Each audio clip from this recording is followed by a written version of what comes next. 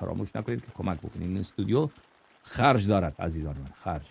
خب پول باید بدیم که این استودیو چراغایش روشن بماند. پناه مظلوم الامان، پناه مظلوم الامان، پناه مظلوم الامان، پناه مظلوم الامان، پناه مظلوم الامان، پناه مظلوم الامان، پناه مظلوم الامان، پناه مظلوم الامان.